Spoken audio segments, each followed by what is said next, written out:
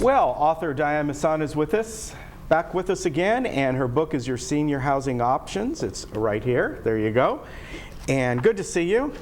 Great to see you as well. I know I had to compliment her on her earrings. She's got Mickey earrings on, so that's always cool. Very nice. So, you know, your book is several chapters long. It's very easy to read. Oops, very easy to read, by the way.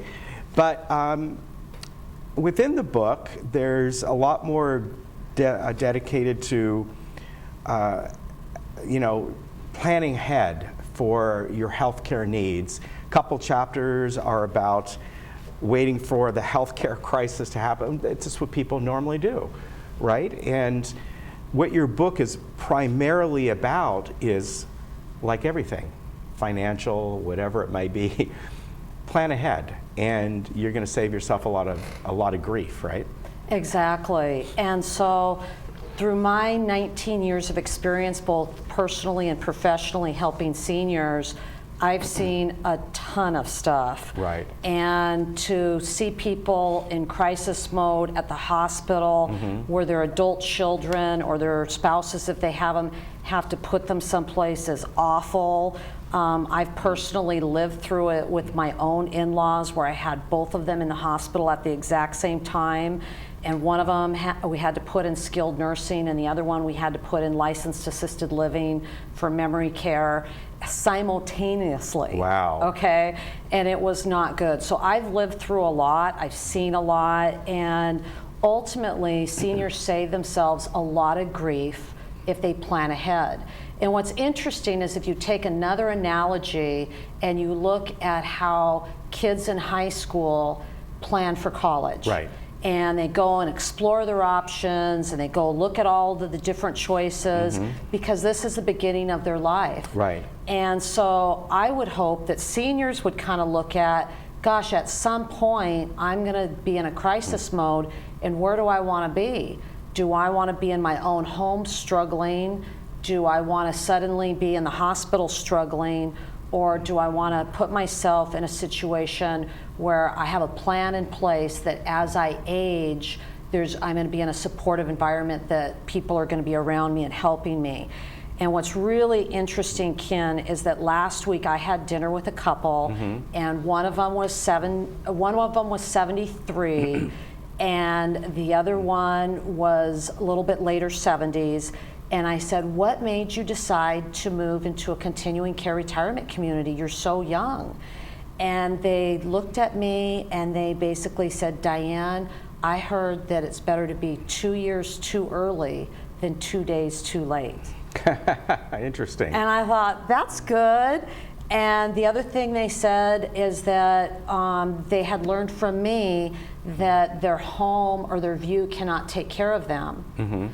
And so they said, we gave up a 2,000 square foot home on a golf course in order to move into this continuing care retirement community. And this was over at the Village in Hemet. And that's what some of these seniors are doing now, because they've already experienced it with their own parents, because they've had to put their parents somewhere, and they don't want their children to have to face that same thing. Right. Putting them somewhere. They want to be in control. Let me ask you a couple things along that line, and there's a couple things you've talked about in the past. When might be a good time to look into it? And for everyone it's different, as you know. But the other concerns people have, and again you have touched upon this, you search out places that you want to be in, but your worry might be, well, I may not be moving into this or needing it for a few years from now. Are they going to still be around? Are they going to still be in business? And you've talked about that before. That's a normal worry for people, right? Well, first let's answer the first question, which is, what age should you be? And I think that, you know, late 60s is a really good time. We're having people move in their late 60s. But you want to do it before the crisis. Right. And you want to do it when you're still able, that you can go out and you can make your own decisions. And so my mom did it when she was 73 years old, and we took 2 years and we went to 20 different places. Wow. And she moved, Wow. and she moved into a place when she was 75, and there wasn't Wow. anything wrong with her. And so she was a great example to me of planning ahead, and she's actually the one that got me into doing this. I was not in senior housing before. I went out looking with my mom, and I actually dedicated this book to my mom because she's the one that got me started in senior housing. Yeah. It's funny because after she moved into a place, and this was up in Washington State, Oh, okay. 6 months later, the marketing director was getting married and moving to Minnesota, and I ended up working 4 interviews later where my mother lived. Really? And that's how I got into this. Up in Yes. Washington? Yes. Oh, I didn't know that. Yes. Interesting. Yeah. So can people, when planning ahead, can they, for lack of a better term, reserve a spot? In other words, saying, well, I really like this community. I know this is where I want to be, but maybe in a couple years from now, can they kind of reserve a spot? How does that work? I don't even know if you can do that. There's a waiting list Okay, at places. okay. And so all the good places have waiting lists, Okay. and that's what you want to do, is get on a waiting list. Okay. Because what happens if, you're thinking, oh, I'm 5 years away, and what if it's a 5-year waiting list? So that's another reason I see. to plan ahead. All right, very good. Because I wondered about that, if they go, wow, this is a great spot, I want to be here. Yes. And how to go about it. They may figure that out when they're much younger, when they're in their 60s or something. Yes. Okay, so that's a very good point. Okay, within your book here, which is right here, found on Amazon, you can get it on Kindle as well. I like the digital copies. I'm carrying around a lot of books nowadays, but you can get it both ways. Is it true that you mentioned the village in Hemet? There's a Freedom Village up the road, right? I pass by it every day.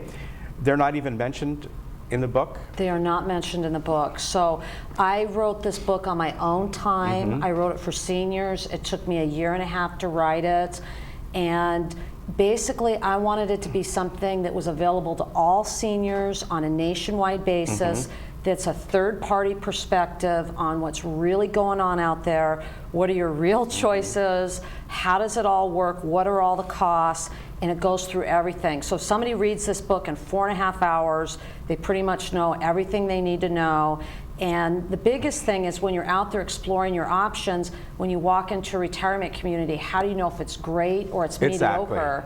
And you can't unless you ask a lot of questions. Right. So this book teaches you what questions to ask. That's a good point, because you may walk into a place and it may look fantastic, but this is a huge, huge decision, and you want to make sure to ask the proper questions, just like somebody going to a financial planner or something like that. This is a huge decision to make, and read the book. I think that's a good idea. And your website is? Tips2seniors.com. I remember what it was. We just had it.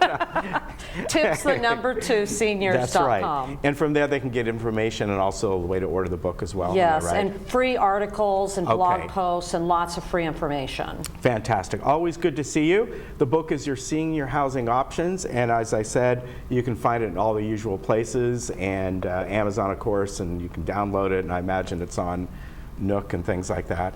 Kindle. Kindle, okay. So Kindle, nobody uses the Nook anymore, but it's too bad. But anyway, find it on there, and always good to see you. Great to see you Take care. too. Thank Bye-bye. you.